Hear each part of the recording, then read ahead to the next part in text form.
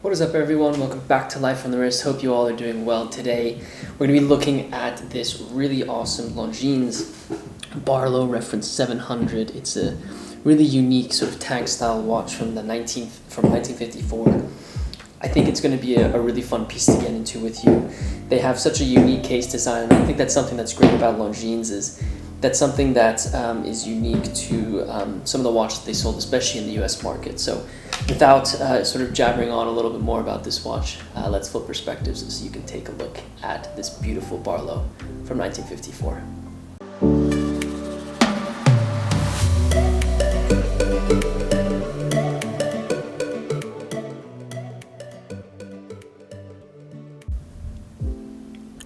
One of the reasons vintage Longines is an incredible place for collectors to land is the variety. Like many brands, Longines produced watches in multiple markets, and not all the models were identical. Particularly in the 1950s and 60s, Longines had some of the most interesting watches from a design perspective on the market. They were also producing movements that rivaled even the Holy Trinity when it came to construction and finishing. One particular market that is interesting to explore as a collector is the market of the watches in the United States of America. Produced under the Longines-Wittnauer Co Inc name, Longines operated out of New York. Wittnauer was a successful brand in the USA and was acquired by Longines in 1950, just after World War II, where they became the distribution partner for Longines. In 1969, Longines-Wittnauer was sold to Westinghouse Electric Corporation, and in 1994, Longines ended their distribution relationship with Wittnauer. But during their partnership, many different models hit the market that are of interest to collectors today. One of the models that we are going to talk about, and the watch that you see in front of you, is the Reference 700, which seems fairly elusive to collectors. A quick search online really doesn't bring up a ton of these models. I've seen two other versions of this specific dial configuration, and then I've also seen a black dial version of it.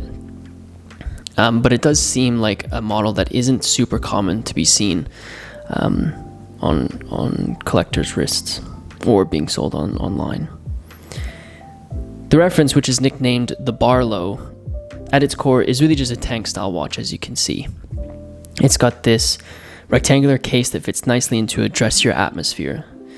If you look at the advertisement on our article at Life on the Wrist, you'll see a picture of the watch being advertised for $71.50, which is a decent amount of money for when this watch was produced, which was in 1954. What makes this model unique is obviously the design and the corners of this case. So as you can see, this 10-karat gold plated case has these raised accents on the corner that sort of provide an additional dimension to the tank style case. Something that is not frequently seen in watches from today, but was a common design trait for watches where brands sort of played around with what collectors call fancy lugs, which is really part of the watch that connects, which is obviously the lug is what connects the watch to the strap. The case of the watch is 26 millimeters in diameter and really fits on the wrist in a very nonchalant way. It's going to be on the smaller side, but what's really cool is when it is exposed, you have these really cool sort of fancy case accents that you have on the corners of the case. The watch has, impressively, its original domed crystal that slopes elegantly from top to bottom of the case, as you can see. This gives the watch such an interesting look, especially when you look at it from a profile view. It's hard to believe, especially considering that this watch has been around for about 70 years. There are a few scratches on the case, on the crystal, which is obvious after 70 years of having the original. The dial is also quite interesting. The watch has what can be described as sort of this crossed pattern that you can see that come from the corners of the dial, with the right and left sides being sort of a sort of a lighter shade of gray, and then the top and bottom being sort of this silver color. It then has these really interesting gold hour markers, hands, and subseconds, and obviously Longines applied logo, which is fairly interesting, to say the least. It looks as if these gold hour markers actually were inserted into the dial instead of applied onto it, which is fairly typical. An important piece of this reference has to do with the movement. So in the 1940s, Longines produced the 9L movement, which was obviously, as you can see on this watch, a time-only movement that was used in many watches by Longines, both in the European and US market. The movement was first released in 1932 and obviously was produced in-house. Longines didn't source any base movements from companies like Le Coultre or buy components for the movement. It was all from their own house. And in the 1950s, Longines introduced the 9LT movement, which was an updated version of the movement they produced in the previous decade, which is what this reference 700 is running on.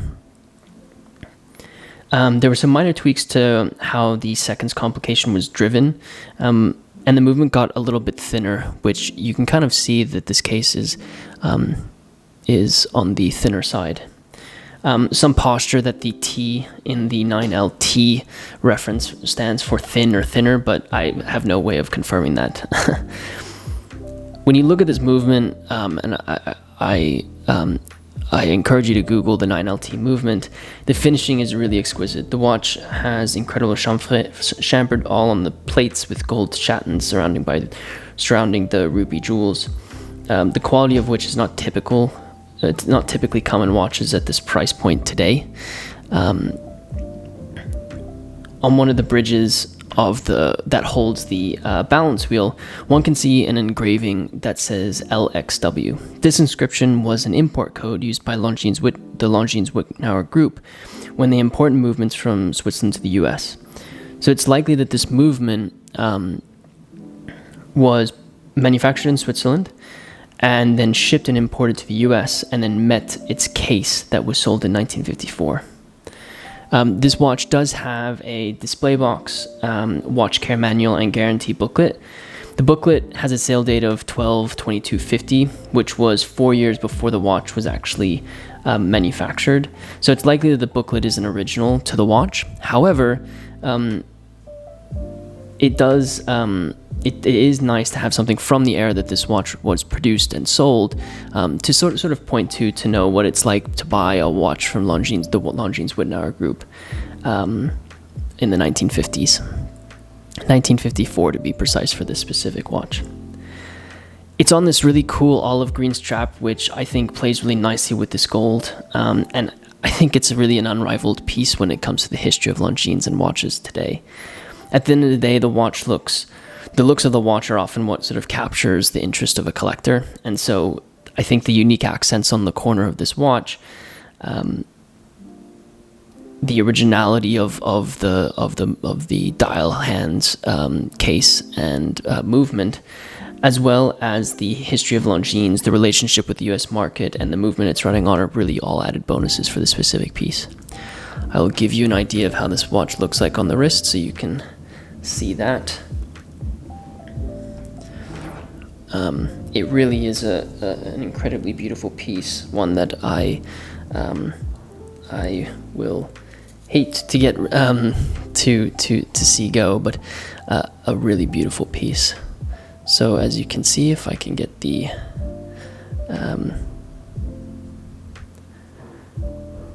camera to focus.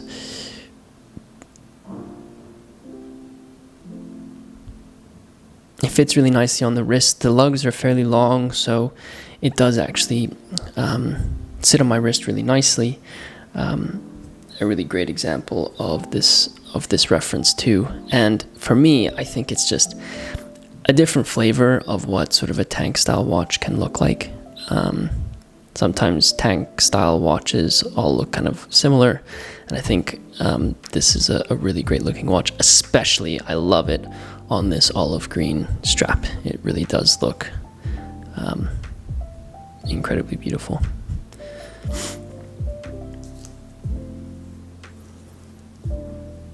So as I mentioned, the unique accents on the corner of the case, the originality of the watch are desired, and the history of Longines, I think, really demonstrate quite nicely why this watch, I think, is significant in the history of Longines.